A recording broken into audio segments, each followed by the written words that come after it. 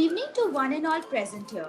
I, Arundhati Mukherjee, And I, Trinisha Bhattacharya from Revered Media, are delighted to have your presence at this event today.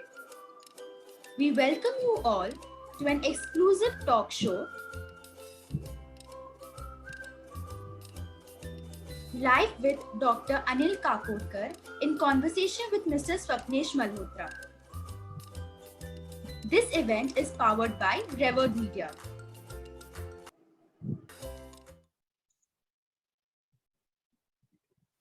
Introduce Media, a 360 degrees logistics solutions of business events. Who we are and what we do. Revered Media is an independent, full-service, professional logistics solutions company for business events. We specialize in corporate events with end-to-end event project management. Our commitment is to see each event through from the start to finish, while keeping the goals, vision, budget, and our clients' needs in mind at all times. We manage your events from conceptualization to execution, saving you the long hours, late nights, and endless emails so that you can focus on what's essential to you. We represent leading international exhibition organizers for promotion of their shows in India as well. Our unique selling proposition are: we have a focused and contemporary approach. Wide contacts, rich experience in conceiving and managing high-profile events. Working within deadlines and budget with maximum mileage and strong marketing instincts. We specialize in various types of events such as webinars, seminars, conferences, exhibitions, social media marketing, EDMs and e-newsletters, workshops, promotional advertisement and designing, public relations, product launch, award ceremonies, road shows, and many more. Our vision includes growth, innovation, affordability, and quality services. Contact us and join hands with Revered Media.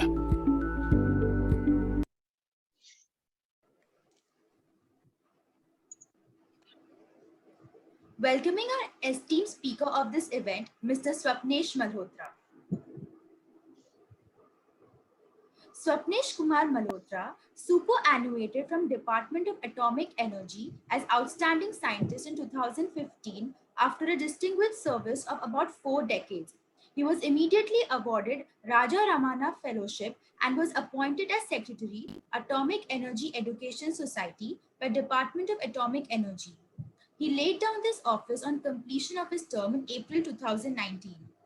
He has authored a chapter in a book, India Culture of Science, published on the occasion of 101st Indian Science Congress in 2014, and another chapter in a book, Bridging the Communication Gap in Science and Technology, Lessons from India, published by Springer in 2017. Sri Malhotra has been bestowed upon with a number of awards for his contribution in science communication.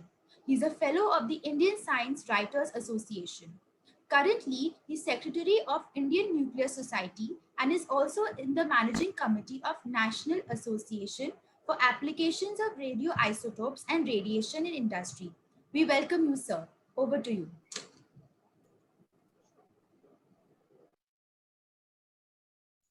Sir, you're on mute.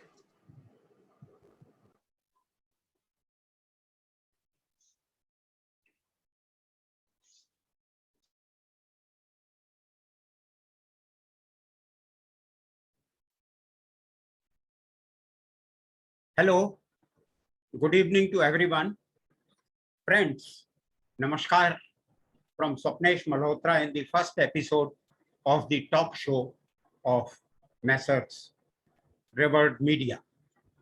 As you already know, in this program, we are going to interact with an iconic personality from the atomic energy field and peep into his professional as well as personal life. Before formally inviting today's guest, I want to share a small story. Somewhere in the early 50s, in a small town Khargon of Madhya Pradesh, a young boy, Anil, in 6th or 7th standard, needed a scale for doing his homework. Sick of every time borrowing it from a friend, he decided to make one himself. So He dismantled the metallic frame of his mother's mirror, flattened it with a hammer, and borrowed the scale from a friend for the last time to use it as a standard to calibrate his homemade scale. What the mother did to the boy after discovering the fate of her mirror is immaterial. The boy had made his first move towards self-reliance. This boy, Anil, was later to lead the country in its atomic energy program and is now known as Dr. Anil Kakotkar, the doyen of atomic energy, and as per me, is only second to Dr. Bhabha as far as impact on the country's atomic energy program is concerned. I had the good fortune to have worked with him throughout his tenure as chairman, Atomic Energy Commission, and thanks to Revered Media, the organizers, for giving me this opportunity to interact with him. So, ladies and gentlemen, here I present to you Dr. Anil Kakotkar.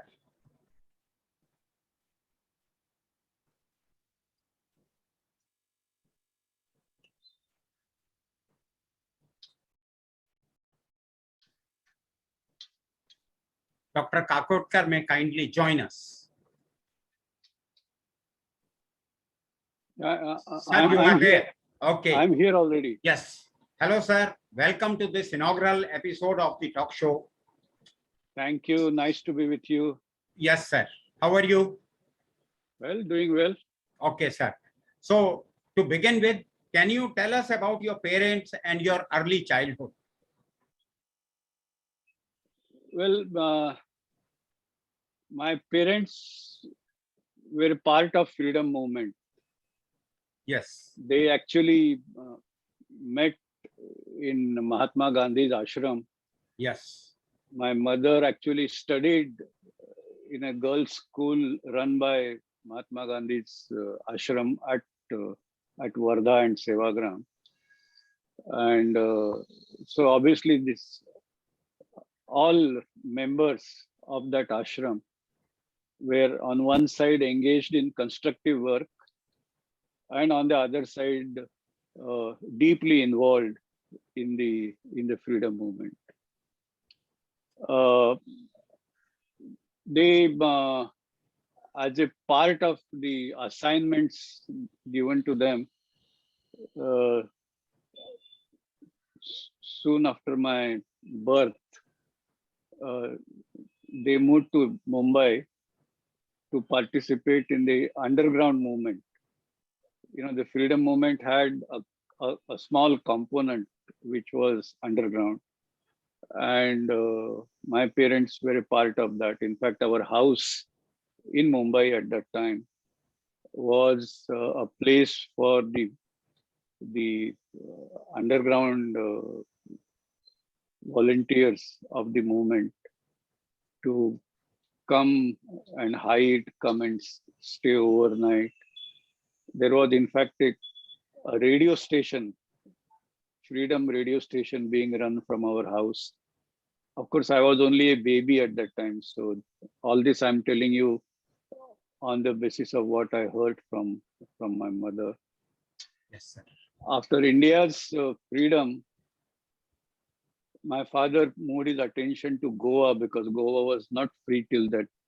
Yeah. And of course, while he himself, being a Goan, was involved in several activities, but there was a kind of a protest organized under the leadership of Dr. Ram Manohar Lohia. Yeah. And so the 6-7 people, the key people, along with Dr. Ram Manohar Lohia, they were arrested by the Portuguese. Lohia, being an Indian, they sort of released him on the Indian side. But my father and his other colleagues from the freedom movement, who were all Goan and hence Portuguese nationals at that time, were booked and punished. And my father was punished for 10 years imprisonment and deported to Lisbon, Portugal. Yeah. And so he was in Portugal under the deportation and the imprisonment Yes. during the period 1946 to 1956. So it was a problem. I was 1946 means I was barely 3 years old at that time. That's right, sir. Yeah. And my mother didn't know how to sort of carry on now, but she decided that she will engage in an activity which, of course, money earning was an important need, but she decided to get herself trained in the what we today call the early childhood education and care, the preschool education. And in fact, she went through a program in Mumbai, and for some period during that time, she had the opportunity to learn directly from Madame Moria Montessori. So she attended a program from her. Okay. And then armed with that education and training, she moved to Khargon, which is very close to my grandfather's place, Barwani, where I was born, and started a Montessori school in that area, which was, I think, quite a challenge, because sending children to school itself was difficult at that time. The people did not have mindset of that kind. Yeah. Sending girls to school was even more difficult. Yeah. And here is my mother who was talking about starting a Montessori school and kids, both boys and girls, to get them. So she had to go house to house, convince parents, make kind of all kinds of things, including to ferry children from home to school and back. I remember she had organized a bullock cart, just like we have school bus. Yeah. Children from home to school and back. She had a bullock cart to ferry children. So anyway, just to tell you under what circumstances, but she carried on, and I think it's a fairly large high school now, and of course early childhood. I think it's known as Bal Niketan. Even today, it is known as Bal Niketan. Yes, Bala Shiksha Niketan. Bal Shiksha Niketan. Okay, sir.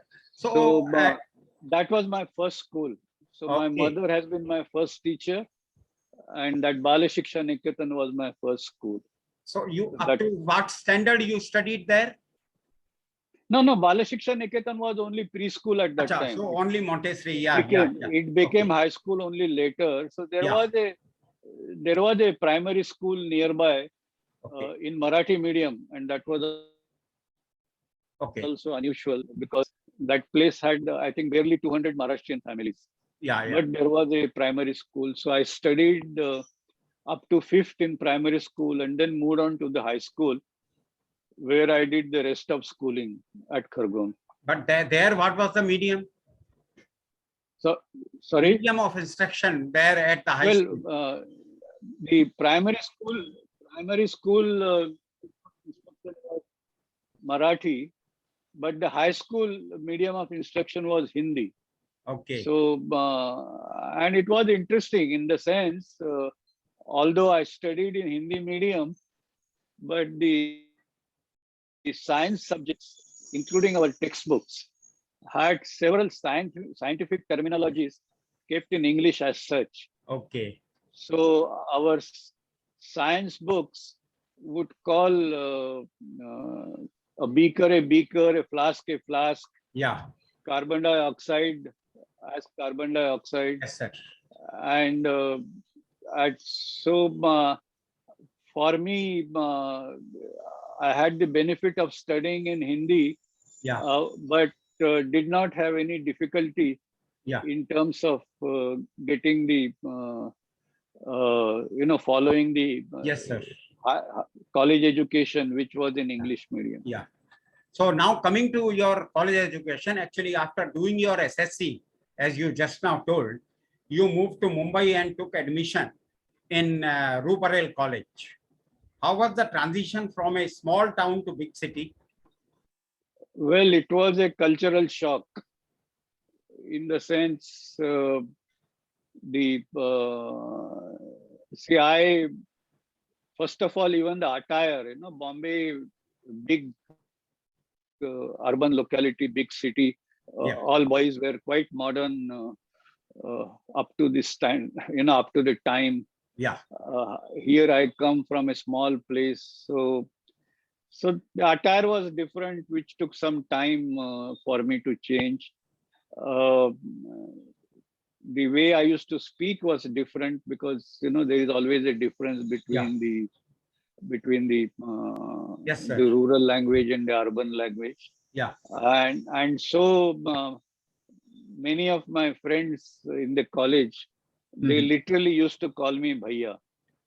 And Bhaiya, of course, is a good term. Somebody calling you brother is a nice feeling. Yeah. But those who are used to Bombay Hindi would understand that Bhaiya is a colloquial term used essentially for somebody from UP. Yes, that's right. And sir, how? And, but that was, go ahead. Yeah, no, I was only asking how you got admission in that Ruparel College. Was the procedure similar to what we see nowadays? No. In fact, there is a big story about it in the sense, I had passed out my matriculation from Khargone. Yes. And here at that time, there was 11-year SSC exam. Yeah. And then after SSC, one would go to college and get admitted in the first year or in science stream, first year science. Yes, sir. And then you used to do first year intermediate. Then if you are doing BSc, then first year BSc and second year BSc. And that was the scheme of things. Now the admissions would start as soon as the SSC results would get declared. And that happened, and there was no sign of my results being declared, the matriculation from Madhya Pradesh. Yeah. And when I inquired, I found that it may take another week or 10 days or even longer.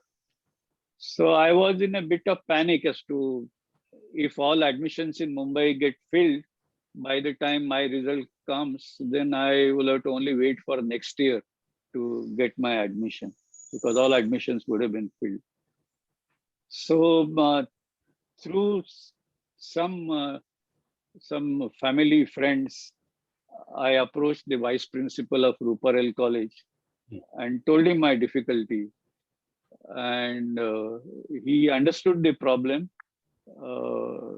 He turned out to be a huge mentor for me. So I'm very grateful to him, Professor Bide. Yes. But at that time, he asked, will I surely pass? I said, yes, of course I will pass. Yeah. Will I surely get first class? First he said, how many marks you will get? So I said, how can I tell you how many marks I get? It depends. So he says, will you get a first class? So I said, I think I'll get a first class. So he says, if you assure me you'll get a first class, I give you provisional admission now and confirm it after you give me your certificates. But if you don't get first class, I'll throw you out of the college. I said, deal. I said, agreed. So I got my admission provisional though, but without a certificate. And I think these things are not possible. So actually, today it is not possible, and particularly in the days of RTI. But I think now so many decades have passed, but I would say people at that time were quite progressive. Oh, yes. So, sir, now I think when you took admission, maybe it was a coincidence. I think around that time only your father was released by the Portuguese, and I think he also joined you and your mother. Yeah, that was an year and a half earlier. Yeah. So, and that's one of the reasons why I moved our residence to Mumbai. So, sir, I would ask, see, as a child, you won't remember your father, but what was your reaction when, as an adolescent, you you are told he is your father. So practically you are meeting him for the first time. How was your reaction? Well, it was a mixed bag.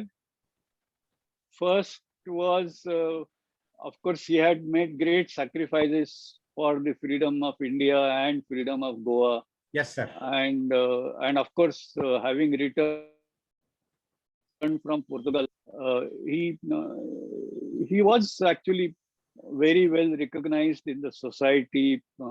Yeah, He was actually a hero at that time, yeah, and also being connected with the political domain. yeah, He was well connected with powers that be. So that was one part of the the feeling. The other part of the feeling was he still had Goa's freedom in view, because mind you, yeah, although he had gone through a full uh, jail term and come back, Goa was still not free. yeah, So he wanted to get back to Goa and sort of carry on with this movement, yeah, which was all right. But particularly my mother, she was in a very bad state, in the sense yeah. uh, She had to manage it to all kind of alone. survive and carry on. And then for us to carry on in Mumbai, Yeah, because she didn't want to move from Mumbai because of my education. yeah, She said, now yeah, I'm getting studying in the college, and yeah, so there was a lot of friction in the house. yeah, So that was a bit disturbing. So that's why I said I had a mixed bag. So, yeah. Okay, sir. but that's part of life. But anyway, during those days only, I think when you were in your junior college, you were gifted with the little doll Sushma, your younger sister. Of course, I have met her as an adult. Yes. She is of my age. Well, it was just around that time. Yeah. Uh, she was born in 1957, Yes, sir. and I moved to Mumbai in 1958. Okay. So, Okay. so in fact, that was also a part of the responsibility, because she had to be brought up, and I had to complete my study as soon as possible Yes, to yes, sir. support the family. And so, well, it was a challenging time, which somehow we could manage.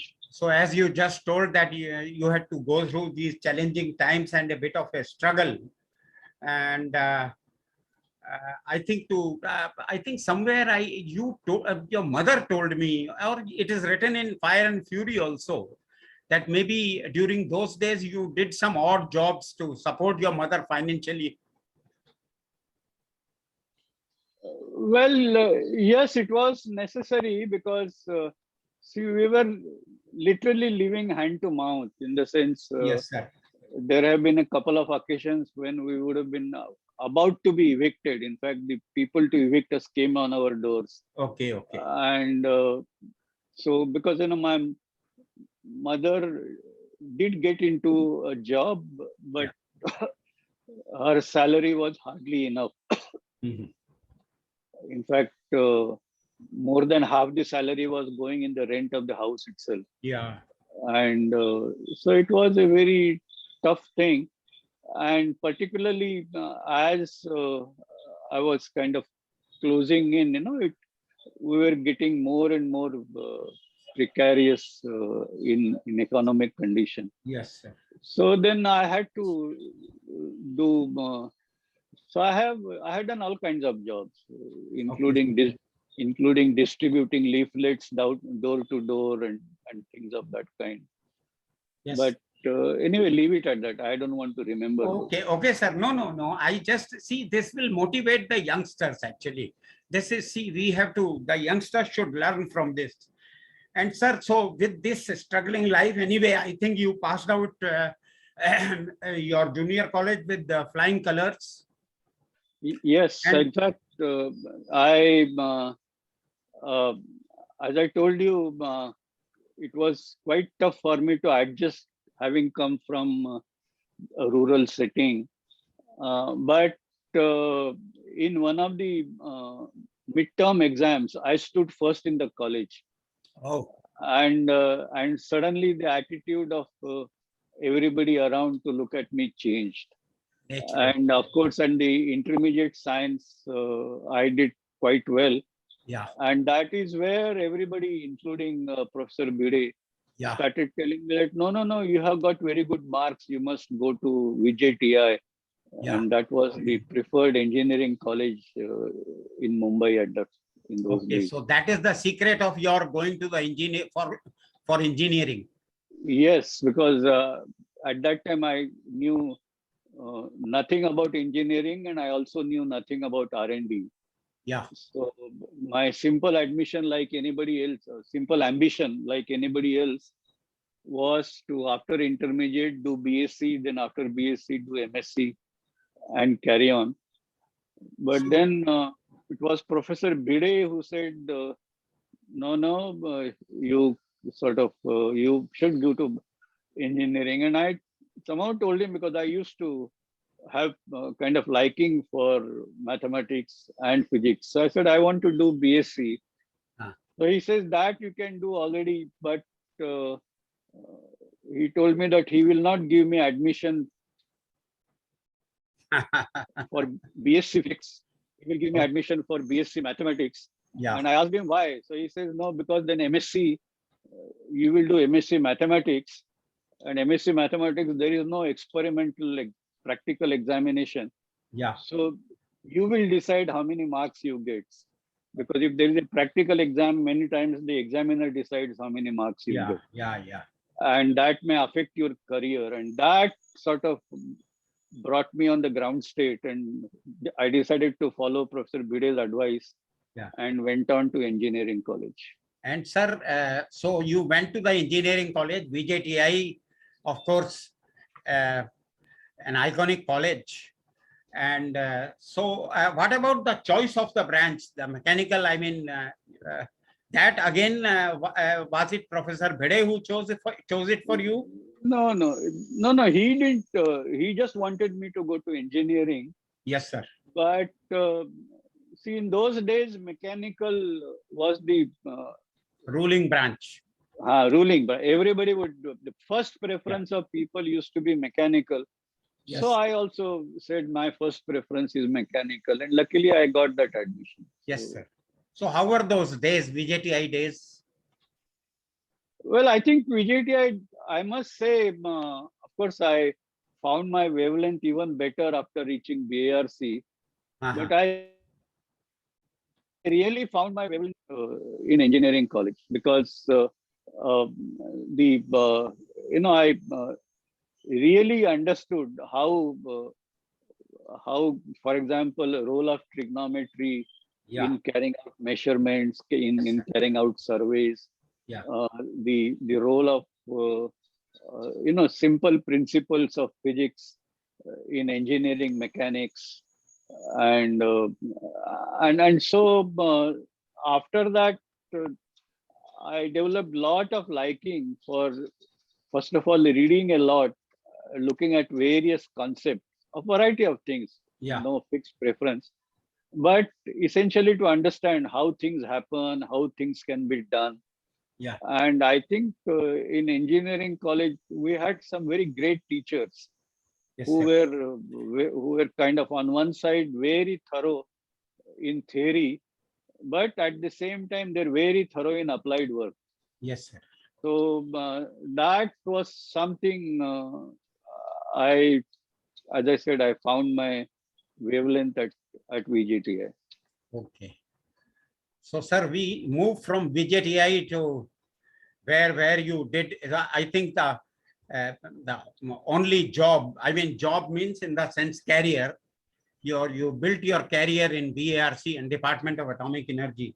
So, how was the choice of BARC made after graduating? How did you choose BARC? Well, that also is an episode for me, because I sort of, after finishing VJTI, the job market in those days was extremely good. And so we used to get letters, and not only me, all Yes. colleagues from VGTI I Yes, know, sir. Yes, they sir. used to get letters from industry saying, we got your name from VJTI. We know you are passing out this year.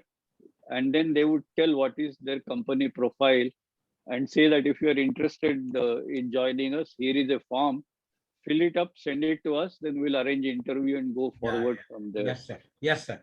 Now, so the job was available for asking, more or less. In fact, Okay. there are a few places where, the term that you use, walk-in interview, Yes, sir. there were a few places where we could walk in and you could get a job. So engineering job market was, I think, superb in those days. Okay. Only problem is the kind of work that was available Yeah. was essentially in the production, Yeah.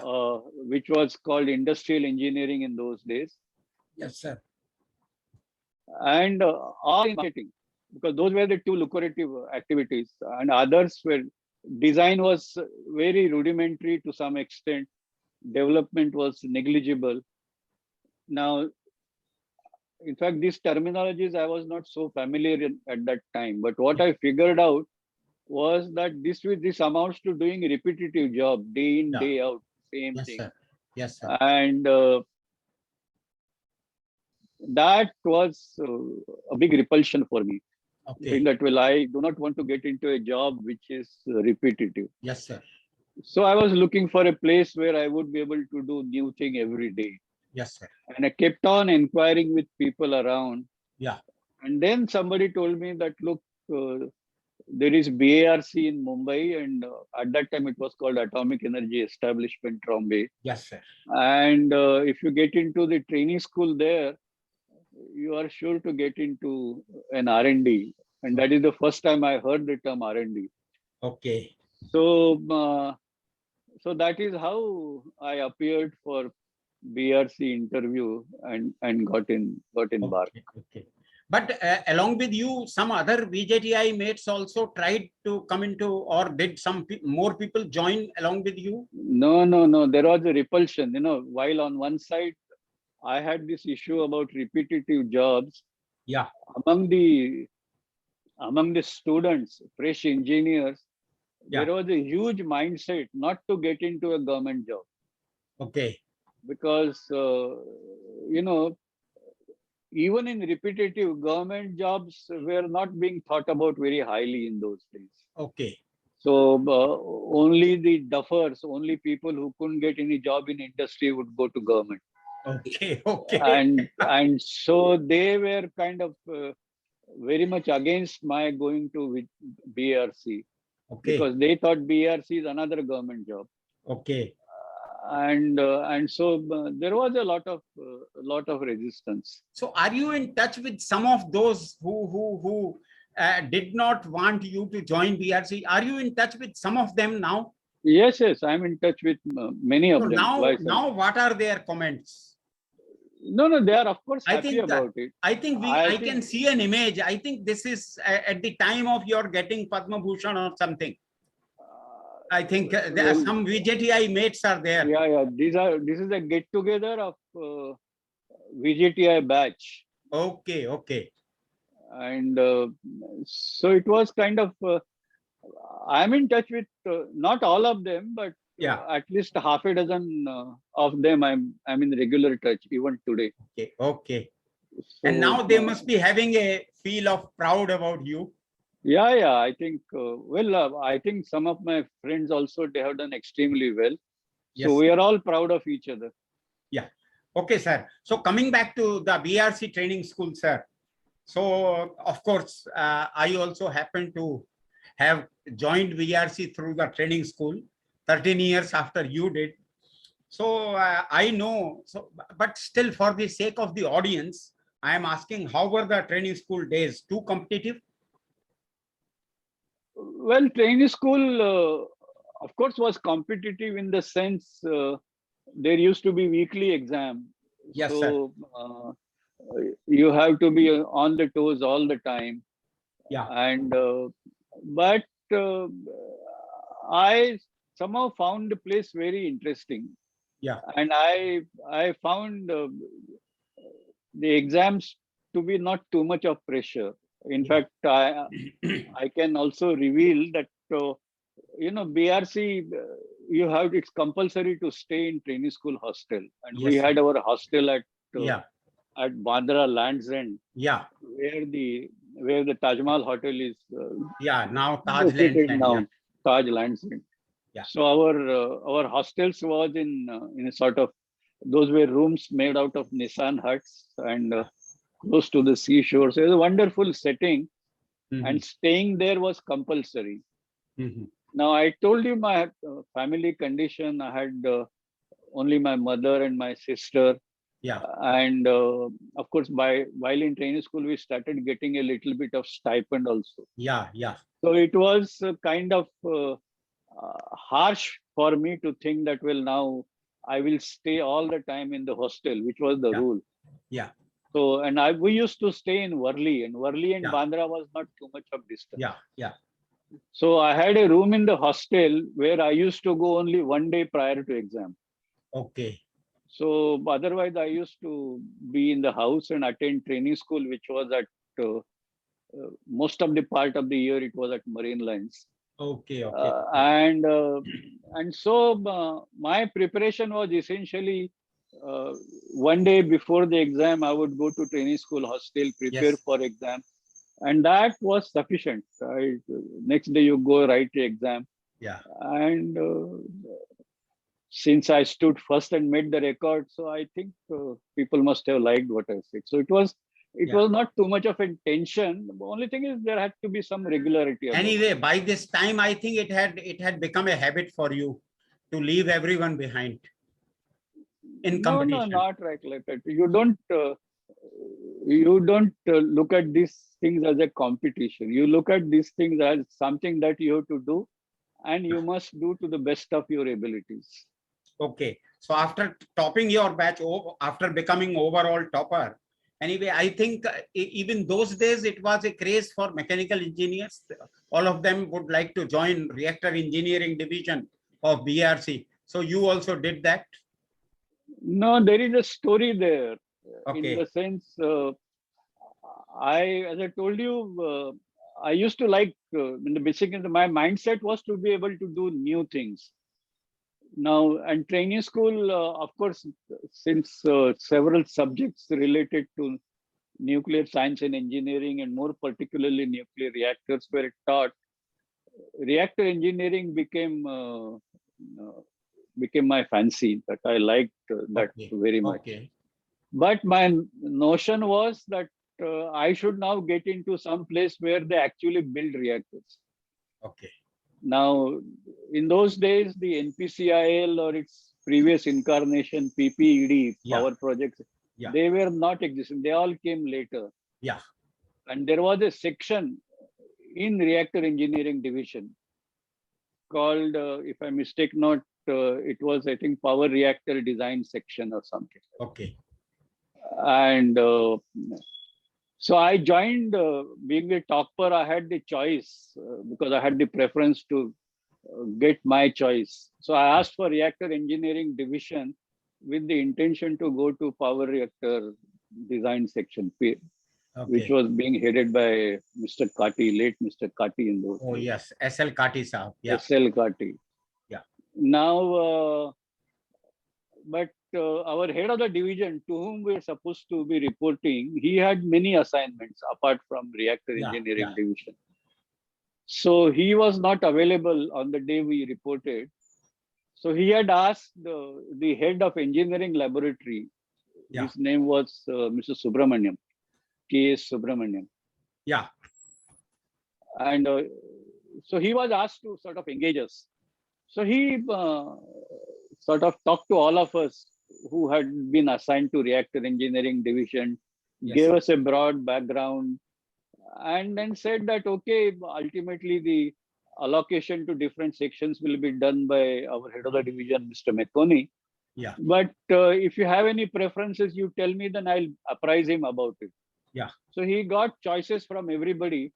And to me, he said, I will talk to you separately. Okay. So I felt a little let down.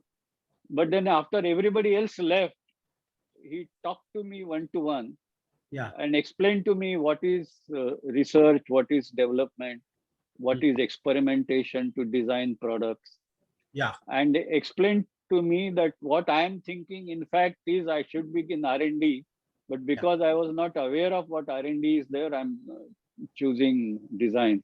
Yeah. And so it was kind of, I was in big dilemma. I had made up my mind to come to this section, Yeah. but what he said was appeared very logical. So I asked for time. I told him that I have to think it over because what you're telling me is something I never thought about. And so I'll tell you in a day or two. So I went round. I also inquired with some people. And then I understood that because I never understood what R&D was. And first time I came to know that, and I realized that that is what I want to do. Okay, sir. So I went to him and said, yes, I am joining him. So that's how I ended up in the engineering lab of reactor engineering division at that time. Okay, so what was the first assignment, sir? I mean, what did you? Let us say you joined there. So maybe see, it is always important. What do you write in your first CR? What is known as APAR nowadays? What did you write in your first APAR? I mean, what all you had done in first year? I don't know what I wrote. Yeah, but you must be remembering what did you do? But yes, so Mr. Subramanian, in fact, I had full of ambition, that we should be designing a reactor, developing a reactor. Yes, sir. And here, my first encounter in terms of deciding what I should be doing, Mr. Subramanian said, look, we have a ceramic spraying machine, metallizing machine. And it is just lying in a box. Nobody has tried it. But it can be very useful for carrying out experimental work, particularly when you want to measure strains at high temperature. Yes, sir. But before you are able to put strain gauges using this technique, first of all, you must be able to spray ceramic and create ceramic coatings. Yeah. So he explained to me and he said that, look, you should take that machine, take a look at it and see how you can make it work. Now, I felt this is a job of a workshop foreman. So I was quite depressed. And so he said, and by the way, in VGTI, I had my hand on actual workshop practices. So it's not that I was averse to doing that, but it's that what kind of impression others will carry of you was what was becoming a challenge. Yeah. So I said, okay, anyway, we are wanting me to do this, I will do this, but then you give me one foreman, one welder, one helper, and I'll get this done. I was quite confident that I'll get this. And he said, I will give you night. You have to do with your own hands, and give me a long lecture about self-reliance and Dr. Bhabha's principles of doing it yourself and all. So I was actually quite angry with him at that time. But now having accepted that he's my boss, what can you do? So I had in the lab in which this machine was there was a tradesman, a junior tradesman. And so I went to the lab, found out what that machine is, studied the literature, told my colleague tradesman that, look, tomorrow we'll go down to the workshop and try our hand at it.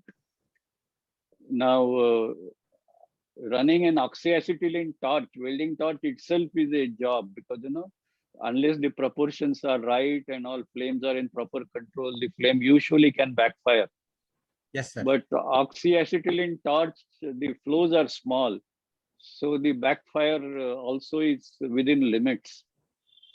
But a spray gun, particularly one which can melt ceramic rods, the flow of gases, both acetylene and oxygen, is huge. And if that backfires, it's almost like a mini explosion. And you hold the gun in your hand, and if that explodes, you actually start shivering. And that's what happened to us. And because nobody knew how to operate that, I was the one who was holding the gun. Yeah. And it happened to me 3-4 times. And on one side, I started shivering, that what's happening, very Yeah. dangerous. On the other side, there was a huge workshop crowd Yeah. looking at us. What are these young people doing? Then, of course, the workshop people, that this fellow is an engineer. So they started passing comments because they thought that engineers cannot work with their own hands. Yeah. And that is, they were not wrong, by the way. Yeah. But but then by that time, because of the spray, the sparks flying around, my trouser was actually a sieve. When I went home, my mother got worried. Says, what are you doing? So anyway, but it persisted for 2-3 days.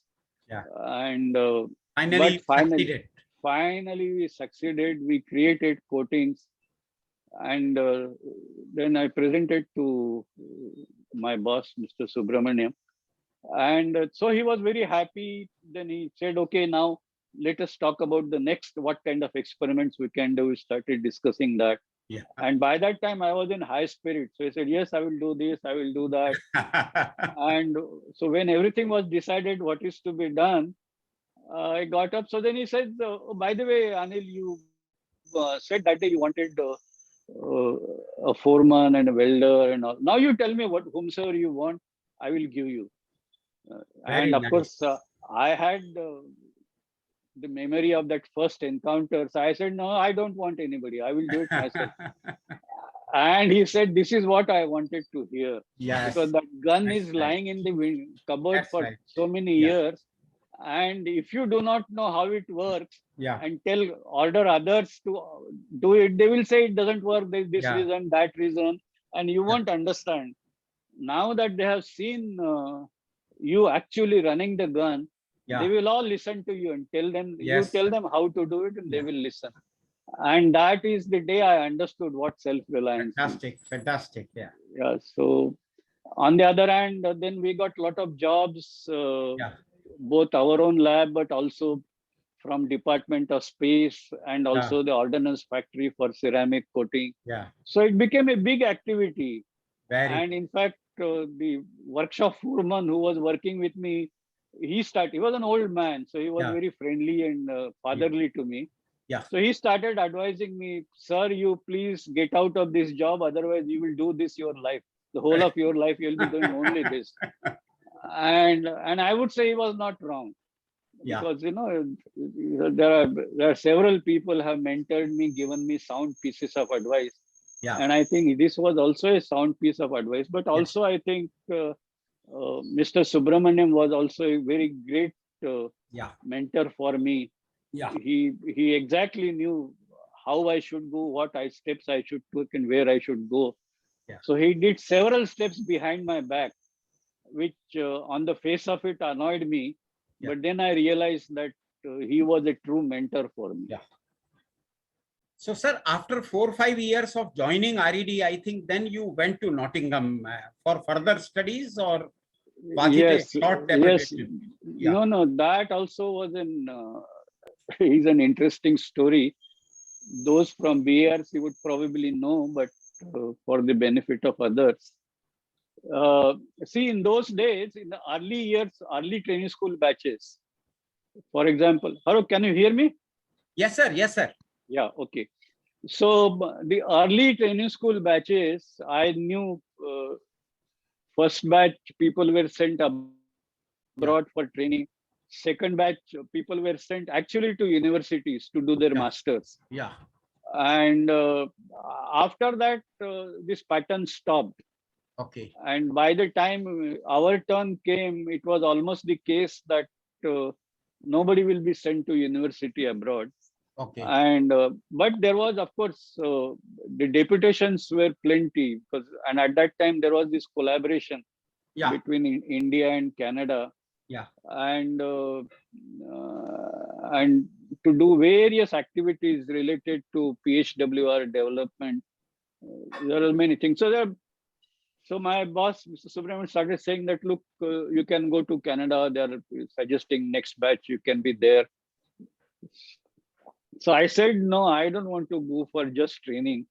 I want to go to university because, because of my condition, I had to get into a job. My family conditions demanded me. Now, of course, I had an ambition of higher studies. And when I heard that in BRC, they were sending people abroad for higher education, I thought maybe I should also make that request. Yeah. So I requested that is what I will do. Yeah. And he said, no, look, that was happening in the past, but now it doesn't happen. And then I became adamant. I said, no, if I go, I'll go only for higher studies. Otherwise, I'm not interested in going. Okay. And then he started advising me, no, don't be so adamant. Otherwise, we'll have to give the chance of deputation to somebody below you. You will be left behind. I said, I don't care. But if I go, I will go only for higher education. So, he was desperately trying for me to place somewhere. So he tried variety of things. I don't have to get into that. Yeah. But finally, he succeeded in impressing authorities that we must make an exception. And in fact, at that point of time, getting IAEA fellowships for higher studies, so it was our policy not to accept such a thing. Yeah. But then they made exception, allowed me to go. And of course, after me, several other people went to higher studies to universities abroad. Very good, sir. So, so that is how I ended up in University of Nottingham. Yeah. Because that was the only place where there was a program on experimental stress analysis. Yeah. Yeah. And that is what I was working on at that point. Okay. Sir, I just noticed somebody in the chat box has asked that your BARC training school days. So whatever you studied there, very briefly, can you tell whatever you studied there in BRC training school, did it help you later on in the R&D activities? Yeah, very much. See, first of all, you study, it's a comprehensive orientation program. So you study several subjects. People in the university will think that's an overdose. Yeah. But it tells you, for example, we studied reactor engineering, we studied engineering design, we studied reactor controls, we studied heat transfer, we studied thermal hydraulics, a host, and we studied reactor physics, we studied radiation physics. So it was a very comprehensive exposure, and I would say getting into details of design, of course, we had to prepare something more than what we had studied in training school. Yeah. But by training school did tell us and did prepare us to, we're very clear about how to go about this. Yes. And also one advantage of training school is you have your batchmates all over. Oh, yes, that's a great help. Yes, they are in different disciplines, they are in different divisions. So if you have a problem, you can just kind of go across and consult your friends, your batchmates, and find a solution. So I think that's a great ecosystem, which I would say it actually empowers you. Okay. So, sir, coming back to your visit to Nottingham, were you already married when you went to Nottingham, or you got married after coming back? Well, I was engaged before I went to Nottingham. Okay, so your mother had ensured that you don't bring a gory meme from there. Well, she had ensured that would not have happened in any case. but yeah. Okay. We got married after I returned. So this was your marriage with madam. Is it an arranged marriage? Yes, it is an arranged marriage. Yeah. But it so happened that it was a known family. Okay. So in the sense, they were also in Khargone for some time. Okay. and of course, Khargone is a very small place, as I told you. Yeah. And So you said everybody knew hardly 200 Maharashtrian 200 families. families. Yeah. Yeah. So everybody knew everybody else. So it was a Yeah. known family. Okay. But it was an arranged marriage. Yes. Okay. Very good. So, sir, now continuing with a little bit of personal things. So, sir, I was trying to search a picture of the couple of that time, but I couldn't succeed. So, any marriage album was made, sir? Yes, it was made, surely. But I could not locate a single. Well, And in your Fire and Fury also, there is no photograph of that time. well, the problem is that, in those days, we used to take photographs on films, Yeah. and those pictures don't remain good for very long time. Okay. So that is partly the problem. But yeah, Okay. there was. And sir, if you permit that me, is and one of Huh. the important agenda items in a marriage. So album, Oh, hona hi chahiye. of Yes, course, was there. yes. So, sir, I will go a little further in your personal life, but you have to promise Abhay Dan to me. Sir, where did you go for honeymoon? Well, as a matter of fact, we didn't. In the sense, see, of course, once I started working, things were better, but it is still not that we could have gone for honeymoon, not like that. But But not a preference. no, I wouldn't say not a preference. Certainly, everybody would want to go on honeymoon. Why not? But it's just that other things take over, and in Okay. overall scheme of things, so actually we didn't go for honeymoon. Okay. So, sir, I think in 71 and 73, you were blessed with your two daughters, Pallavi and Uma. Yes. So, in fact, you had three girls whom you educated and got them married. So, the three girls are your sister Sushma and the two daughters. So, sir, Yes. naturally a question comes to mind, and your wife was working. She was teacher. I know. Yeah. Once I visited her school. So, with a working wife, were you contributing to the household work? Well, practically not. In the sense, I don't know. It's not that I'm quite quite okay with participating in any activity. So I have no aversion of any kind. Yeah. But it so happened that I, having come in BARC, for me, my work was a 24/7 passion. Yeah. And as a part of that, and of course, in the house, my wife was there, and she was, of course, doing the most of the work. But my mother used to do a lot of, when my wife used to go outside, then she used to take care of the children in Yes, the sir. house, and Yeah. my sister was, in terms of age, she was also She fairly also grown up. started So contributing. she, Yeah. so I think getting managing household things, it was not such a big crisis at that time. Okay. But sir, what And, about the recent lockdown period, particularly of last year, the first lockdown? Did you do some household work? Yes. When in the Yeah, because no maids allowed. Yes, no maids allowed. So,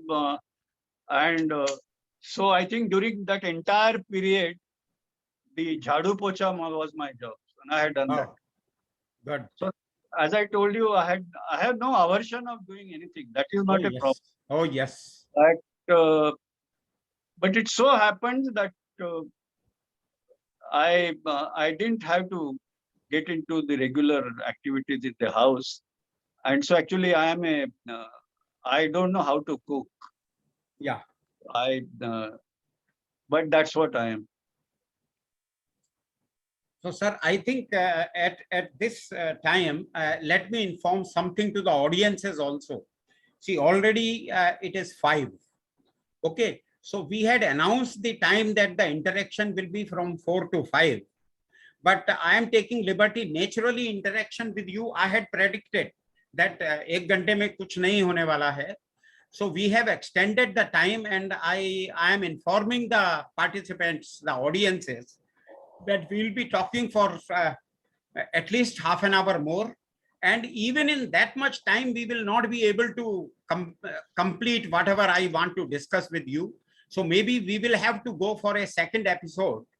And if you will permit me, and if the organizers agree, we will say that I know that your birthday is next month, 11th November. So can we have the second episode of this on that day? Will you give similar time, 1.5 hours on that day? Yeah, surely, my pleasure. So maybe the organizers can take action, and maybe on 11th November, we will have the second episode. But let us continue with today's episode. At least half an hour more I want to go. So coming back to your professional life, sir, what was the major project you handled at BRC? Major project. Well, I was lucky enough to do a very large number of big projects in BARC. So I don't know what do I call major. Okay, so I will say it now. I think I will do the prompting. Yeah. I meant, by asking that question, I meant the reactor 5, R5, which is now known as Dhruva. Yes. So see, before I got into Dhruva, I was actually busy with the development of components for heavy water reactor, because that was the time when we were moving from Madras Atomic Power Stations to Narora Atomic Power Station, and the standardized design was under development, and that required a lot of experimental inputs by way of variety of development parameters to be proven. And that was the primary job on which I was working. So during while that activity, and it was, I was very deep in terms of interaction with the PPED at that time, and because that was one task. If you want to create an indigenization to the 100% level, yeah, then you have to carry out the design improvements, and also you have to carry out indigenization, and the design improvement and validation of design, all that activity, the experimental support and significant analytical support we were providing from BRC, and that was my ambition at that time. But the R5 project was also in the making. I was not involved in that, but there were kind of more experienced people who were kind of trying to evolve that concept. And obviously, when you evolve a concept, there are debates and things like that. Yeah. The engineer who was responsible for pile block, yeah, he decided to quit the job. Okay. And so Mr. McConey, who was the director of the group at that time for us, he called me and said that, look, you have to take over this activity from him.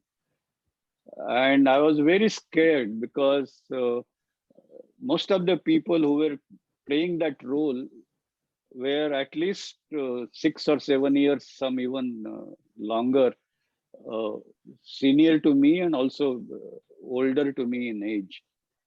And I said the pile block is at the core of the project, and for me to carry this responsibility in the midst of all kinds of contradictory things which is being talked about is I think a tall order. So how a kind of a young person like me will survive in this atmosphere. Yeah.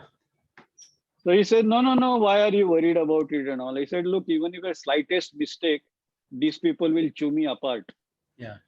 And so he says, no, no, but why will you make a mistake? I said, don't think that I will make mistake with intention, but it can happen. Yeah. And it went through back and forth. Yeah. I actually told him that you promised me that you will give me Abhaydan. Yeah. I will be protected even if such unknowing mistake happens. Yeah. He wouldn't tell me that, but his body language was such that you don't worry about all these things, Yeah, carry on.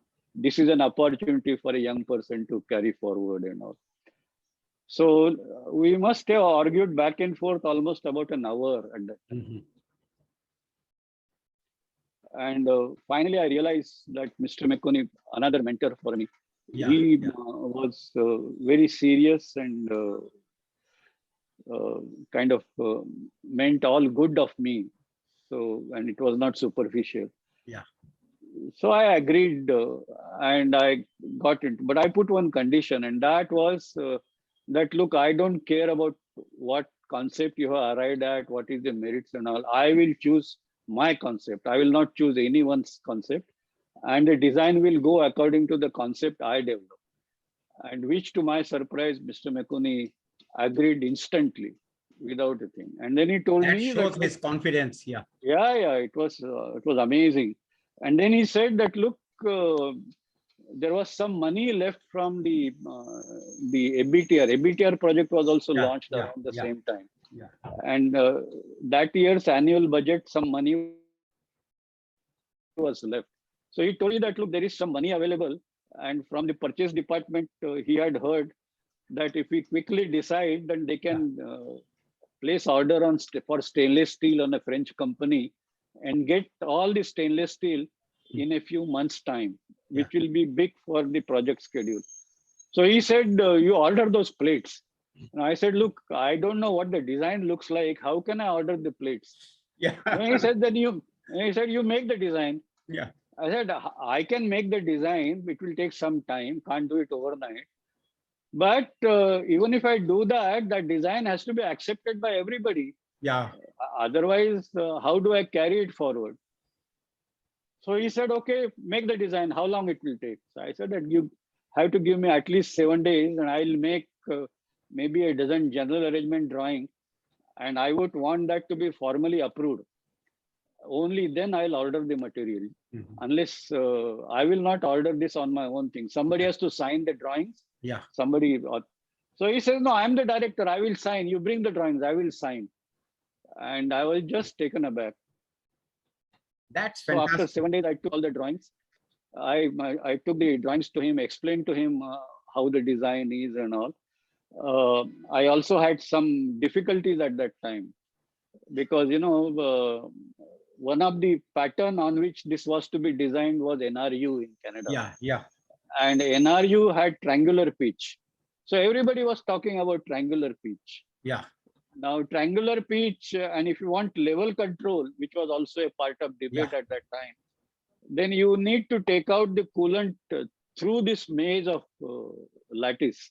Yes, sir. And triangular pitch does not allow enough space to take these tailpipes out. So I told him that difficulty, and I told him that, look, it would be great if it was a square pitch, Yeah. because then I could take these tailpipes Yeah. and then you can have level control as well. And Mr. McConey, of course, when he told me that I can have my concept, he had put a condition Yeah. that there is this argument going on the concepts. Yeah. And your design will not dictate one concept or the other. Yeah. Your design must allow both the concepts, and Yes. Yes. the concept will be decided on its own merit. And so this was very crucial for me. And I told him that, look, the pitch is normally considered to be a physics parameter. I am a mechanical engineer, so without clearance from physics groups, how do I do this? So he told me, and I think I must, I remember Mr. McConey for life for this insight. He told me that the moderator to fuel ratio is a physics parameter because that dictates the reactor physics. Yeah. But whether you arrange that ratio in the form of triangular pitch or square pitch is an engineering design, and you are the engineering boss. Yeah. So you can design. You go ahead. You have my word for it. Yes, sir. So we did that. I explained the whole design to him, and he said, "So you said I had to sign the drawings. Tell me, where do I sign?" I said, "No, it is not so simple. Before you sign, I had to get clearance from all the concerned Yes, yes. groups." So he said, "Okay, you get it." But I said, "Then it will take time. You can't place indent because I don't Yeah. think they will clear it so soon." Yes, sir. So he said, so he told me, "You bring the drawings to me. I will sign them as your boss," because I was directly reporting Yeah, to him. yeah. So, but I told him, "You are their boss also. So how sign that?" So he said, "No, you bring the drawings to me. I'll sign as your boss, and you send the drawings for comments. They are free to comment, and then I'll see." And he signed within 5 minutes. He signed all the 12 drawings. And next day, we sent those drawings to different people for comments. Everybody Yeah, said, yeah, "How can our boss has signed it? So how can we comment?" I told him, "You are free to comment." But finally, within a few days, I got clearance from all Yeah. of them, and we ordered those material, and we had the plates even before the design was Yes, complete. sir. Yes, sir. Of course, I think I have read your biography, Fire and Fury, multiple number of times, and I think this episode is very in great detail. It is described there, and my only comment would be that Mr. McConney was very right in his choice of Kakotkar. And Mr. Kakotkar was also right. I think I have read that, and by that time I had joined when R5 was construction had begun. So I also used to get to hear some stories, and yes, you were also right to the extent that there were some people who definitely mocked you throughout Yeah. and That, this when I you also do, remember those vibration, the problem of vibrations. And people used to say, this is all because of that young engineer who designed. well, that was towards the commissioning Yeah, period. So yeah. what I'm telling you right now is Yeah, essentially, it's on the tabletop while designing. yeah, right, while on the table. Yeah, But I think it was a great learning experience, and there are several things I learned and the from great testimony Sunil. is For that example, Dhruva is working so well. And in fact, at least currently is the largest reactor, supplying radioisotopes. well, I So, must, sir, I now must here tell I you, will I must. again. Sorry to interrupt, but I must tell you, when Dhruva was commissioned, and of course it had those problems and things like that. Yeah. And by that time, of course, there were a lot of arguments, counter arguments, and the stories went up to the highest level. Yeah. And I got an kind of echo or a feedback on the return saying that the impression everybody had that Dhruva will never run. And this I had also heard, sir. Yeah. So that Dhruva will never run. And I feel very happy, very satisfied that Dhruva is running for decades and it's running at full capacity. Oh, yes, yes. So that's what the elders always tell, that never argue. If people are telling something about you, you prove them wrong by doing the things. So very nice. So, sir, in connection with Dhruva, one small question. I think I was going through your family details. One of your grandson is named Dhruva. Yes. Is it a coincidence or is it an emotional decision either by you or your daughter? Well, it's certainly not my decision. It has it's a decision of my daughter and my son-in-law. But whether they like Dhruva as a name and gave him, or whether the Dhruva reactor has anything to do I don't know. I never asked him. So, sir, get the reply. We will wait and tell me in the next episode. I really want to know. I think I will not ask. Okay. Because I think it is parents' choice. Now, and, if your daughter is listening to me, madam, I want the reply. Please kindly tell me that why you named your son as Dhruva. So directly I am connecting. I must say that I was, of course, happy that he was named Dhruva. That is for sure. Okay, very good, sir. So now I think when Dhruva was going on, of course, it was a long project as you described. But I think parallel to that, you got involved again. I would say that as a young engineer, you got involved in peaceful nuclear experiment of 1974, Buddha smiling. So what was your specific role there, sir? Again, something similar to R5? Yes, but let me tell you a little longish story on this. Yeah. One day, Mr. McConey called me and said, you go and talk to Dr. Ramanna. Dr. Ramanna was the director of BRC at that time. Yeah. So I said, yes, I will do that, and telephoned his office, Dr. Ramanna's office, that I have been asked to meet Dr. Ramanna. So whenever convenient to him, you please call me, I'll come. And I forgot about it. Yeah. 2-3 days later, Mr. McConey again reminded, why have you not gone and met Dr. Ramanna? Yes. I said, I'm waiting for a call from his office. I already left a message. So he said, no, you go right now. Don't wait for any call. Right now you go. So I went there. So I met Dr. Ramanna. Dr. Ramanna again asked me, why did you not come and meet me? Yeah. So I said, no, I had left word with your office and I was awaiting the call. So he said, you mean if they did not call you, you would have never come? So I said that somebody has to call me. How can I walk in just like that? So anyway, after that, then he suddenly asked me, do you have a habit of talking during your sleep?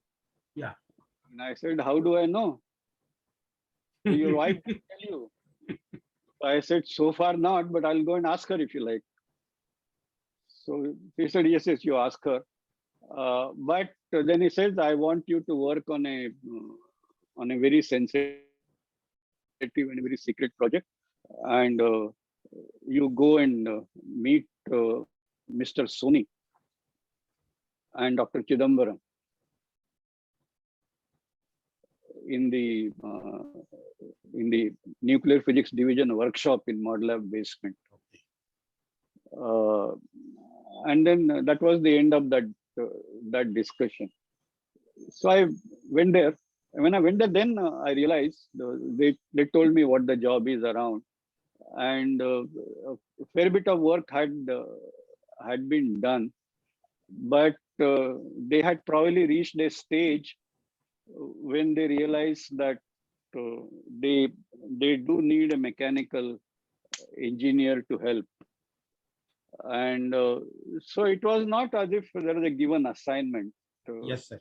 But primarily it was the device and everything connected with the device. But there were many other things, including the preparation and a variety of things, preparation at different labs, as well as preparation at site. And so, but to the credit of Mr. McConey, he never, in fact, after that, all this work for Dhruva was going on, including finalizing the concept of Dhruva, signing of drawings, everything. But he never ever asked me about anything connected with what did Dr. Ramanna tell you, was it nothing of that kind. And in those days, I used to have long discussions with him. And in the evening time, we used to walk from Central Complex to North Gate. And his car used to follow and then get into the car. And then, because we were also staying in Worli at that time. So we had the car ride together. So that was the time when I could spend time discussing various things with him. And in that one day, quite casually, he in fact told me that, look, I will not ask you, but you also should not even try to tell me anything about it. So that was a kind of assurance and quite remarkable, because everybody was very curious. What is Yeah, this yeah, fellow yeah. doing? But No, here in was a fact, you boss. have, without my asking, you have answered my question. I was about to ask you that in the name of secrecy, did it cause any unpleasant scenes with Mr. McConney? Because I know that he No, was not directly involved, so he won't know your whereabouts no, many times. no, Yeah, nothing of that kind. yeah, Although I can't say that with many others, yeah, but nothing. Absolute gentleman. But anyway, so to come back to that, and then of course it was its own challenge. So literally, I was doing Dhruva and PNE work almost simultaneously, and in yeah. fact, the uh, the the actually happening of the PNE at Pokhran and the ground break for Dhruva also were very close to each other. Oh, fantastic. So it was a very extremely busy period for me, but very satisfying one. But Because I think both these things. I mean, the same individual uh, contributing to both the things. This also must be a rare thing. I mean, well, the I same engineer getting involved in a nuclear reactor, which has to work for 40, 50, 60 years, and the something which is a device which has to finish its work in few seconds. yes, but it was happening together, and it was a well professionally extremely satisfying experience for me, because Yes, definitely. I almost felt Yeah, I'm as if I'm on the top of the world at that time. yeah. So, sir, I just noticed in the chat box one person who has worked with you at Delhi, Mr. Govardhan Rao. When the Dhruva guest house was made, so he has just mentioned that not only his grandson, it seems Govardhan Rao made a suggestion to you that the Delhi guest house, why don't we name it as Dhruva?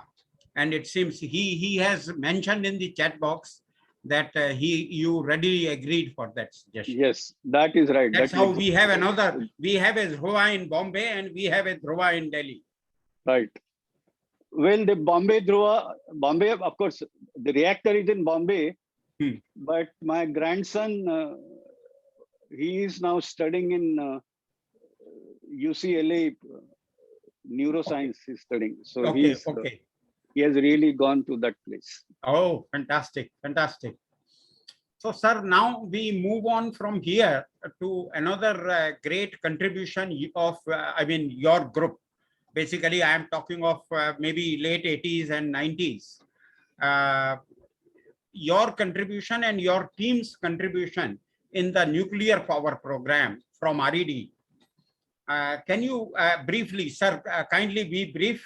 Can you, I know the work is elaborate, but briefly you tell us about your team's contributions towards our PHWRs particularly.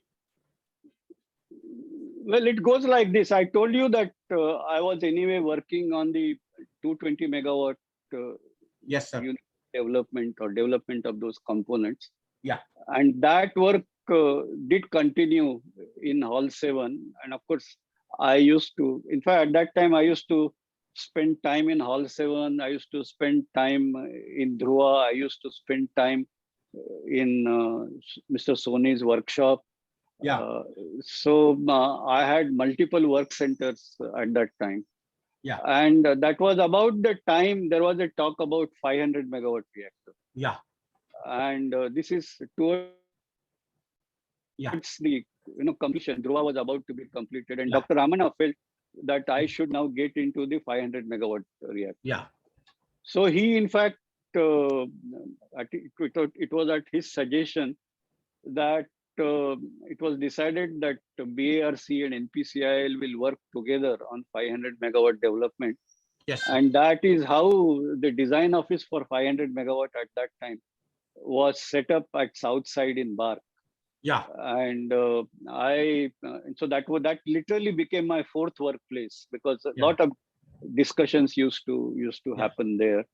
Uh, Progressively, as the design evolved and more things happened, uh, the organization for 500 megawatt also was to take shape.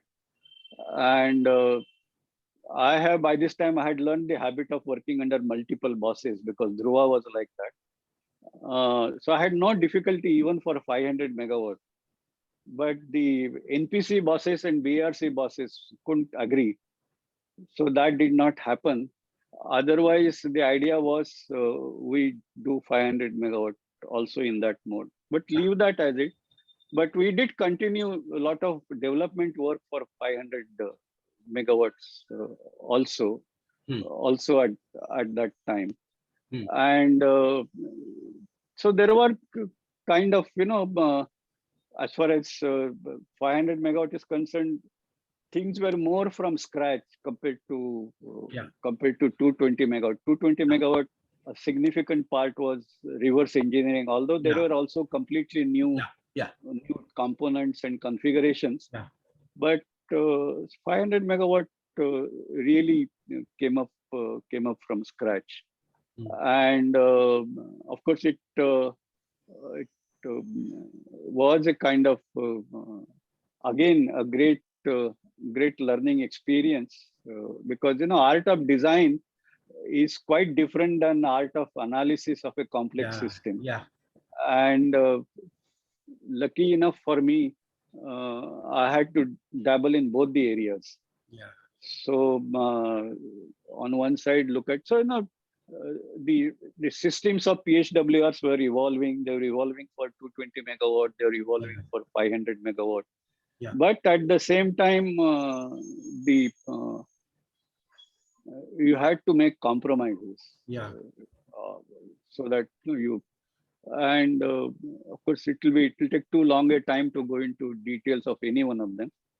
But it was that integrated picture, and that is where I did realize what is the strength of our country, or particularly strength of Department Yeah. of Atomic Energy. And I have come to the conclusion by that time that there is nothing that you cannot do in DAE, and more particularly in BARC, Yeah. because there is so much of expertise in so many diverse areas Yeah. that you can do practically everything, provided that people are tasked to do that. And you put challenge before people, and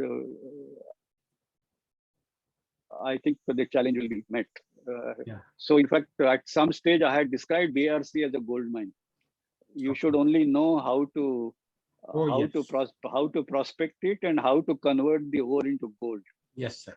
That is what you should know. But otherwise, Yeah. BRC is actually Yeah. a gold mine. So, sir, once again, coming back to Pokhran 2, the 1998 5 tests, of which the entire nation is proud. And I mean, particularly, that's how it was the result of 1998 tests, Operation Shakti, that the then Prime Minister declared India as the nuclear weapons country, but of course, with a responsibility, with a responsible behavior. Sir, can you, I think we have to conserve time, sir. So can you briefly tell about the 5 tests? There you had a bigger role, by this time you were quite senior. Well, I had become director BARC by that time. Yes, sir. And BARC being the... So practically you were number 2 in the department. Yeah. BARC being the primary place for design and making of the nuclear bomb. Yeah. Of course, there was this conventional component which DRDO played a very important role.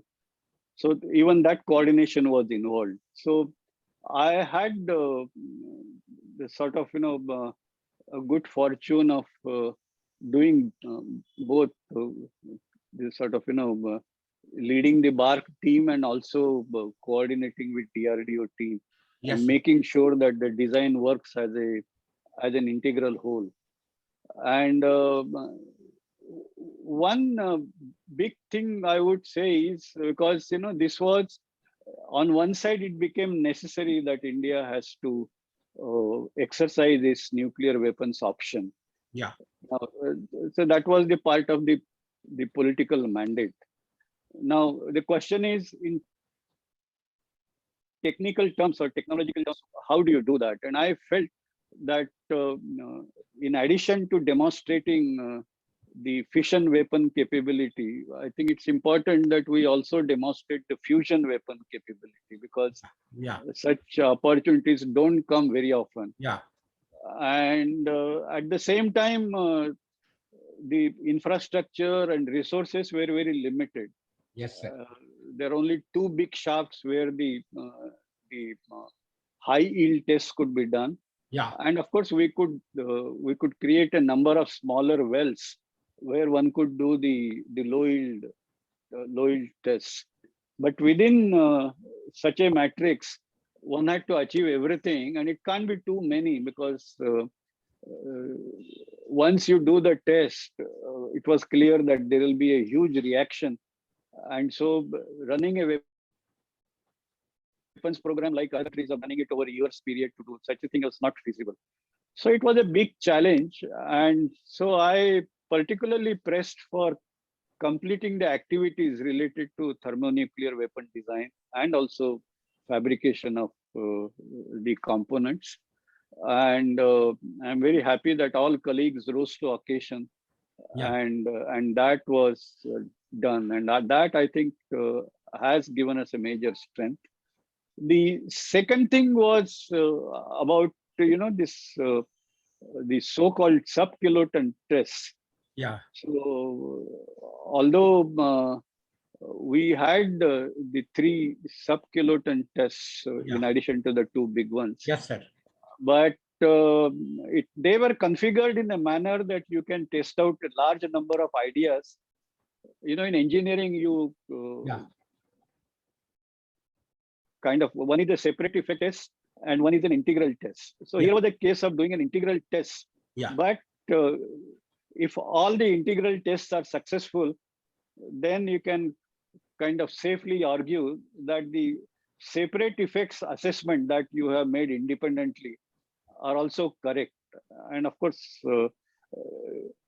so the design of matrix like that, and kind of, that was, I think, an important thing about this experiment. For me, this was an experiment in proving strategic capability of the country. Yes, sir.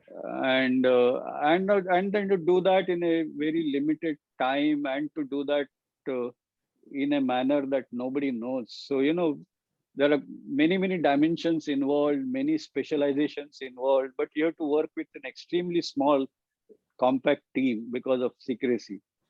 So I was lucky enough that there are great colleagues and everything was done successfully. Yes, sir.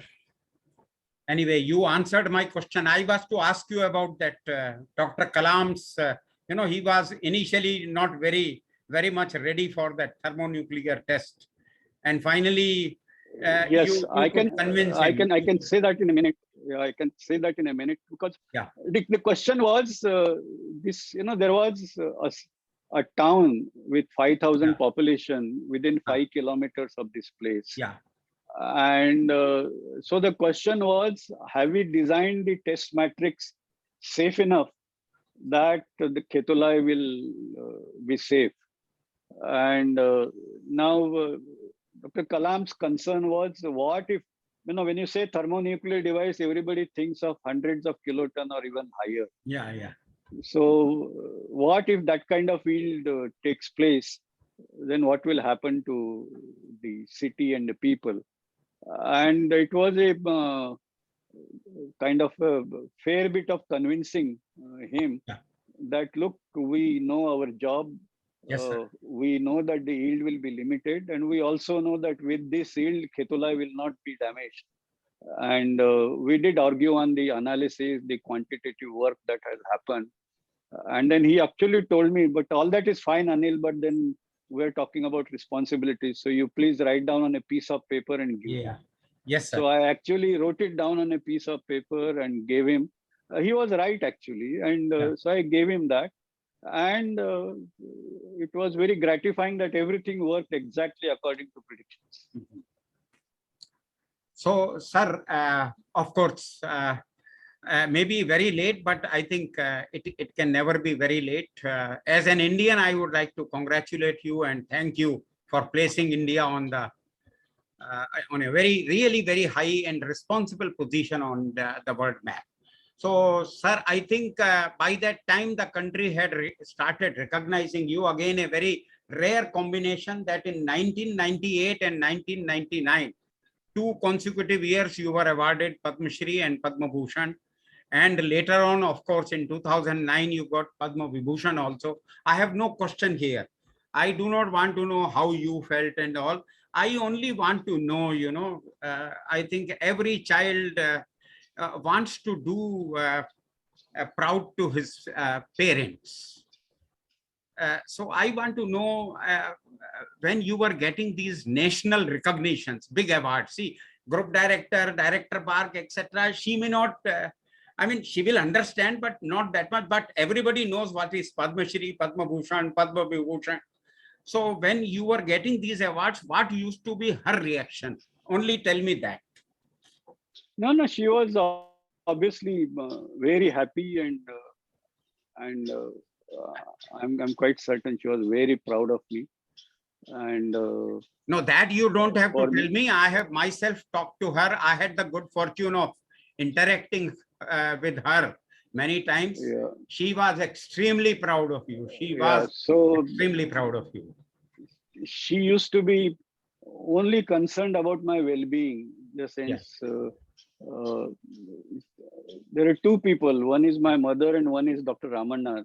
Both Yeah. of them have explicitly advised me not to work so much, not to work so hard. Okay. Take pauses and Yeah. things like that. And this obviously came out of their concern. So she was very proud, but also very concerned. Okay. And so I don't remember which one, but one of the Padma Awards, actually, she was with me at the award function. So I think if I can quote correctly, I think at the time of Padma Vibhushan, all of you went to Delhi, the entire family. yeah, maybe. So I don't remember which one, but Yeah, one yeah. of them, she was Yeah. with me, and Yes, sir. Yes, sir. and that was a very again very gratifying moment for me. Oh, yes, definitely. For anybody, it would be. Sir, I think I slipped somewhere. A very important thing, again, going back to the 1998 tests, only hardly 7-8 days before the tests, unfortunately, you lost your father. So must have been very shocking and a very difficult time for you personally. On one side, you are involved in something so prestigious for the country, and on other side, you lose your father. How did you tackle the situation? Well, that was very traumatic. As I told you, the relationship between my mother and father were quite strained. So Yes, sir. I am my mother's son, basically. So I had that was one feeling. But here it is. I got the news that he's critically ill while I'm, running after to prepare for the test. Yeah. But then I thought that maybe I should go there. So I did go there and meet him. He also recognized, and then of course I think just within a day he was no more.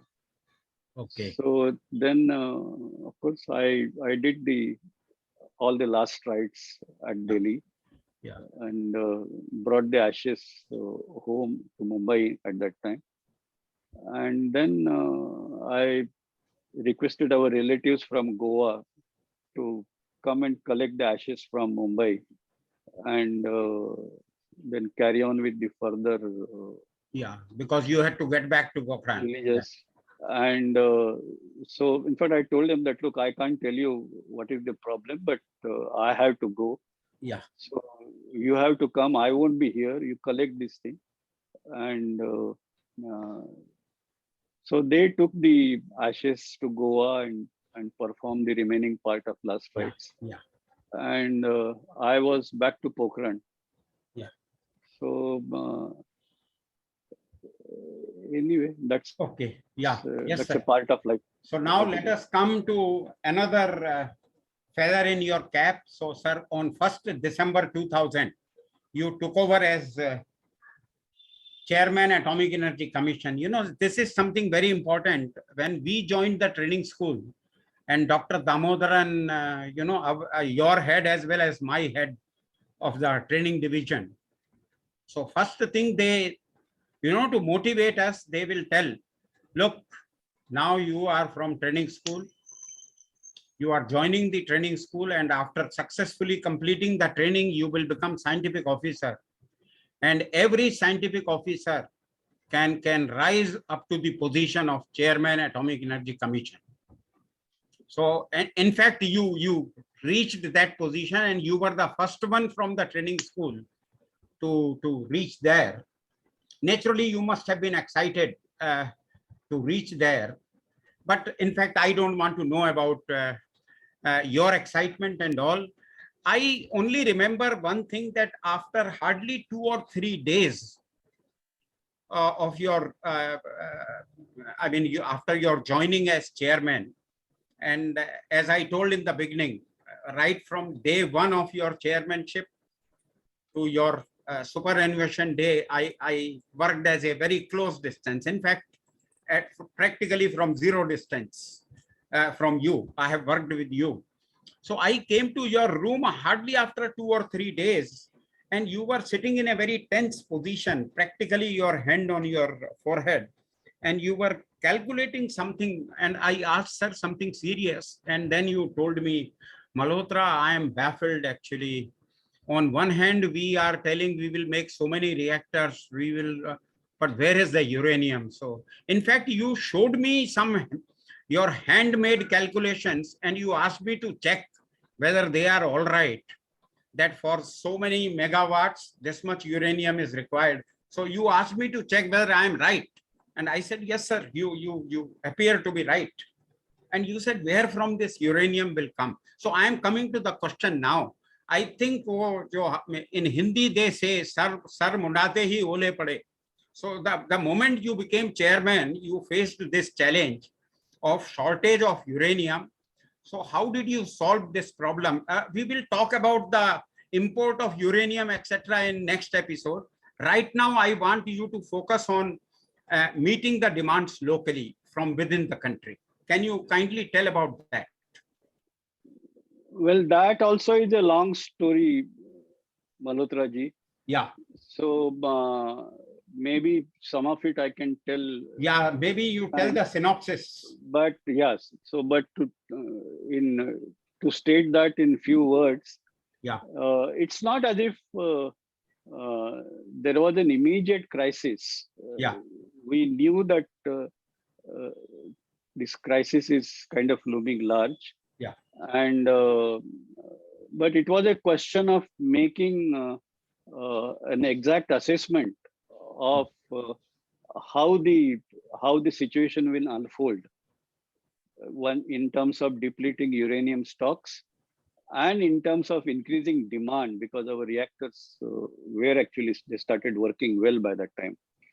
And the question was, unless NPCIL maintains its credit rating, it would be difficult to carry on the program. You know, by that time, the program was being implemented by NPC out of its own internal resources. And so, and for that, maintaining high credit rating, AAA rating, which NPCIL has been maintaining, was very important. And if that rating gets lost, then implementing the power program itself would be very difficult. So it was a question of organizing a strategy that in the period, whatever months and maybe a year or little more than a year was available, how to chalk out things so that we tide over the situation and get over the whole problem. And so it will take, in fact, that domestic action plan is more important. It will take a little time. So we'll talk about that in the next meeting, and then we'll Yeah. talk about the civil nuclear cooperation. Yeah. That anyway I have designed for the next one. So, sir, here actually I don't want to ask a question, but for the sake of completion of this episode, again, as soon as you became chairman in, I think 3 years after your joining as chairman, you're taking over as chairman, we celebrated the Golden Jubilee and we did so many things. In fact, the Bhavani was launched at that time, and HBNI also came in that period. But right now, I don't want to ask you, but in fact, I want to tell the audience that during the Golden Jubilee, how you decided that the legacy of Department of Atomic Energy, how to preserve that, and two ways in which both of them I was involved. One was that you made those 3 massive volumes of the saga of atomic energy in India. So the 3 volumes, the chain reaction, atoms with the mission, and atoms for health and prosperity.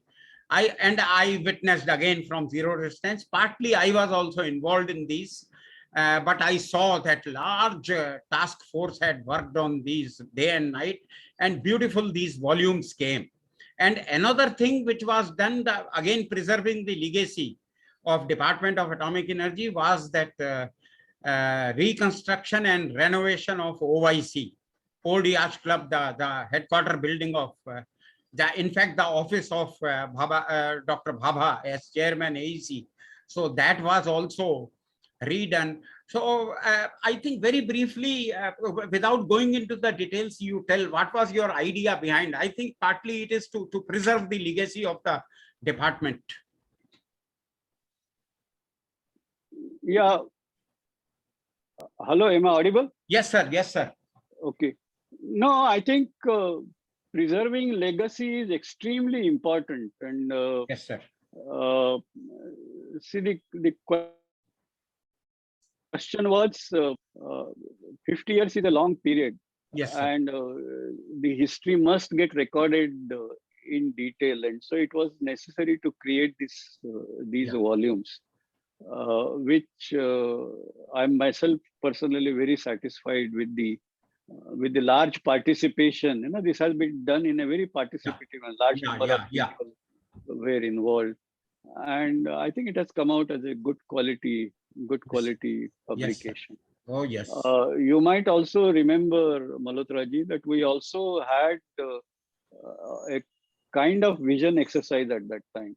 Not necessarily coincide exactly with 50 years, but around that time. Yeah. And the idea was that while we have the top-down approach in deciding the program, but there must be a good judicious combination of top-down and bottom-up, because it's important that the people at the lower rungs in the organization are aware of the overall organizational objectives, but they are also participants in filling the blocks, as it were, to reach that objective. So the bottom-up part of the program, they must be bigger contributors.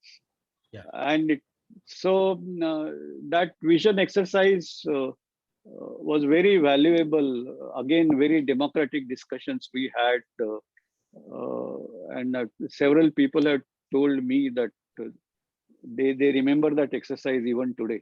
Yeah. So the same thing was true about Old Yacht Club. Old Yacht Club, of course, was in disuse for a very long time. Yeah. And there was vacillation going on whether to sort of run down that building or to renovate it fully. Yeah. Yes, sir. And so, of course, there was public pressure to preserve that heritage, rightly so. Yeah. And it was important that we reconstruct that building and put it to use, not as a what shall I say, Babudam place, because that is what has actually created damage to that building. Yes, sir. Yes, sir. But more as a think tank place. So yes. I don't know whether you remember, but I have been always describing the new OIC building as a think tank place. So I think there. No, you used to say think tank activities and public interaction. Correct. And public interaction. And the joke was you said, like a overhead water tank, we will put the think tank on the second floor, and Yeah. public interaction under Malhotra will be on the ground floor. Correct. Absolutely correct. And the idea was that it is strategically located at Yeah. Gateway of India. All visitors come there. So idea was to keep a part of it in Yeah. sort of open to public. They get Yeah. exposed to atomic Yes, energy sir. Yes, sir. in a participatory manner, hands-on manner kind of. Yeah. There was also a plan at that time to create a nice archive, preservation of heritage. Yeah. So archive is very important. That I think has not happened. Yeah. And then sustain activities there, which will be more in the nature of think tank, as I said. Yeah. Yeah. The second floor activity. Yeah. And of course the existing building of Anushakti Bhavan was there to take care of the secretariat function. Yeah. So I'm happy that that could happen, because that's an important legacy. But now I think we should worry because of this. Now that we're talking about global warming and rise in seawater level, I think somebody should look at. There'll be a time when water will come, at least in the ground floor of OIC. And we should have an action plan ready, mitigation plan ready to handle Definitely, that. sir. Yeah. So, sir, we are close to 6 o'clock. We had announced 1 hour. We have finished 2 hours, and we have not reached anywhere near the end. I think I will take the very quick last question. I'm telling you in advance, you have to answer that in 2 minutes. And the last question of the day is that in 2005, when you were chairman, we completed the 540 megawatt Tarapur project, 2 reactors in a record time, and with record savings in the cost. So both time saving, cost saving. How this could be done? Part 1 of the question. Presently, in this decade now, we are stuck at a situation that more than 10 years back, we launched 4 PHWR 700 megawatt. Only one of them has attained criticality about a year back. But even I think it is a record in the sense that even after 1 year of criticality, it is not giving electricity to the country. So can you comment on this? I mean, no, I think the 500 megawatt, there is a fair bit of prior work which could be done, because there was this long lead item procurement. Okay. And at the same time, the government had approved the project but did not sanction the money. And CMD of NPCIL, Mr. YSR Prasad, at that time, he very wisely and very boldly said, I will not start this project till you give financial sanction. Yes, sir. And that was the time, as I told you, when there was a question about the credit rating and things like that. Yeah. So, financial status of NPC. So, so that is one advantage. Several lead activities were in place before the actual project was switched on. Yeah. The second point, I think, is the leadership at that time.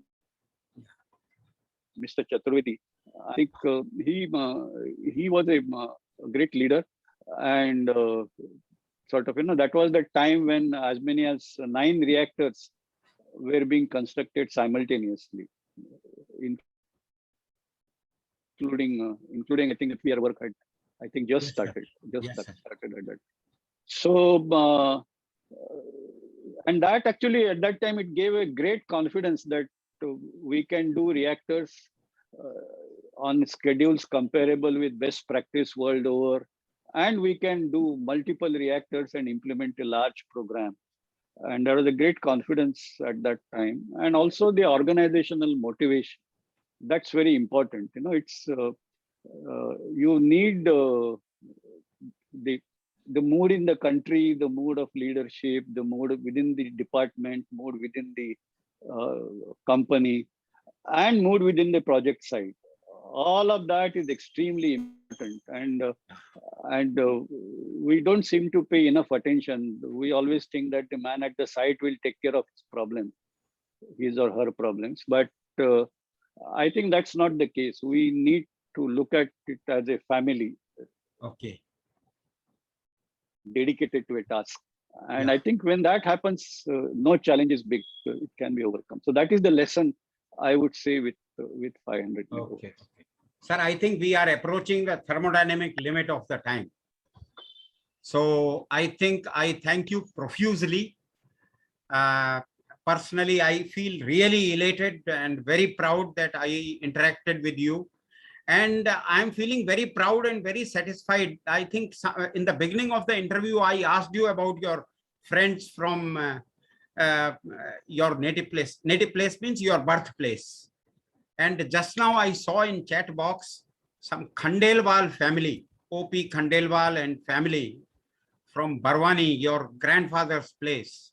He has said Sadar Namaskar to you and to all the audience. So I think my purpose is done. The purpose of, see, you know, somebody from your childhood place has also joined. At least I have not sent any direct invitation, nor the organizers have sent. We didn't know anybody at Barwani, but somebody has joined from there. No. I think we have served the purpose. No. Thank you so much. And this is because of my cousins who still live there. Okay. So anyway, I thank the Khandelwal family also there. And sir, with a promise that we meet back. And let me tell the audiences, the second episode, there is a reason we are doing on 11th November and the decision is mine. Sir has only agreed with me. First he said, no, don't do that. But I somehow, I feel very proud that I have a quality that I am able to convince Kakotkar Saheb. Many times, even in some of his decisions, I could convince him to change his decisions. Not very big ones, but the daily routine of office, etc. Somewhere I was able to cajole with him and change his decisions. So again, today he obliged me. So 11th November, when we meet for the second episode of this program, in advance, I am telling everyone, it is happy birthday of Dr. Kakotkar. So with a promise that we meet on 11th November, Dr. Kakotkar's birthday, I sign off. Thank you very much, sir. And thank you, the audiences, and thank you, the organizers. Thank you very much, sir. Thank you.